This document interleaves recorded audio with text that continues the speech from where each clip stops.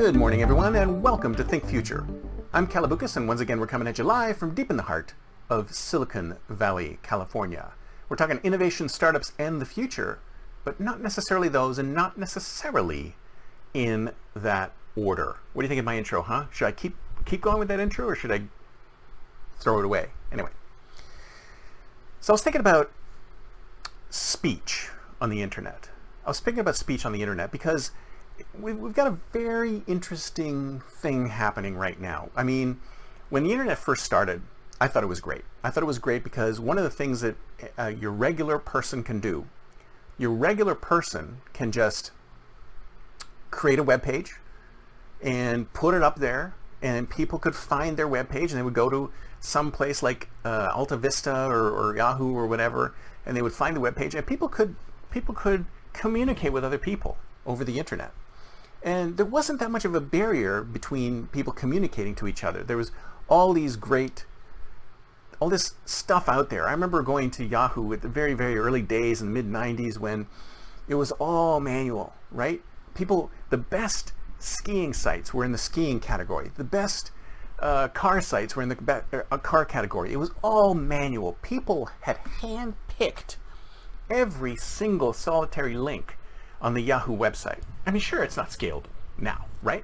But back then it was amazing because human beings had looked at every site that was listed and were able to take the best of the best of the sites. And sure, there's always bias. Whenever there's human beings, there's always some kind of bias there.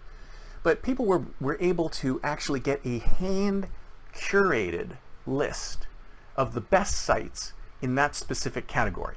And when you got a hand-curated list of the best sites in that specific category, then you were golden.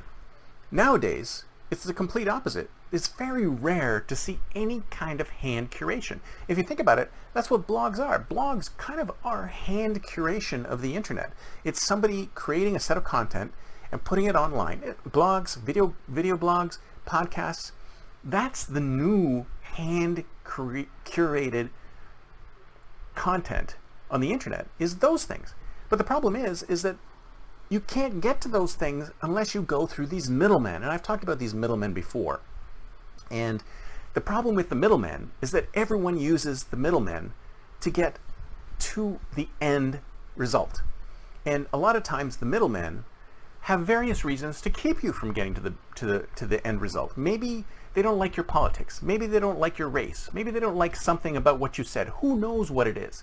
But right now we have to work through these big tech companies, these portals that we have to the internet. And these portals that we have to the internet can decide whether or not you're allowed on their platform or not. If they don't like you, they can drop you off. And I mean, there's political issues here, but there's all sorts of other issues as well. So if you ask me, the biggest thing about the internet that's amazing about it is its ability for it to connect any person on the planet to every other person on the planet.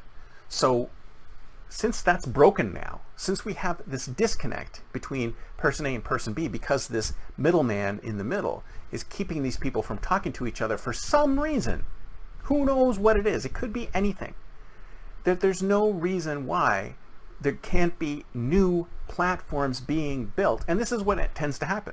I think I mentioned this before on some other show, is that what happens is that when a new platform is built, suddenly all of this tail content comes onto that platform. All these people who never had a voice before rush onto the platform, whether it's blogging, podcasting, Medium, Instagram, Facebook, any of these platforms where people can communicate to each other. People rush to get on the platform.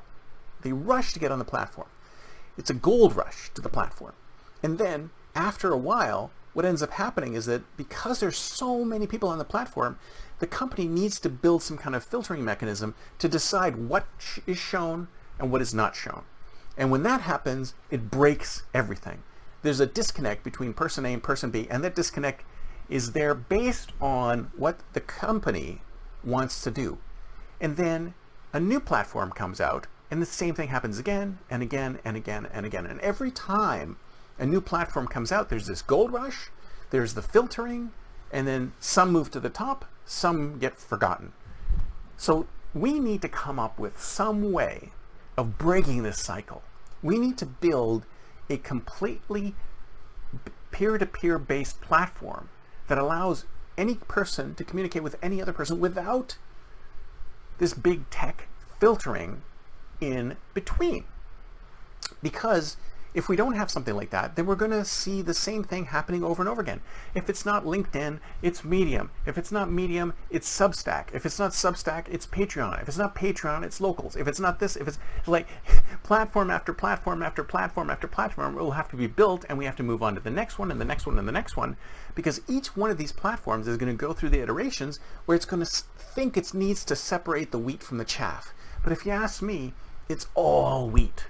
Anything that any human being creates has a right to be sitting out there on the internet, because there may be some other human being somewhere else on the internet who might be interested in what that human being has to say. And any companies that sort of sit in the middle and break that chain, I think we have a big problem with, and we should be doing something about. The internet is the biggest possible positive change maker for the human race, and we're just not letting it happen. We need to make it happen.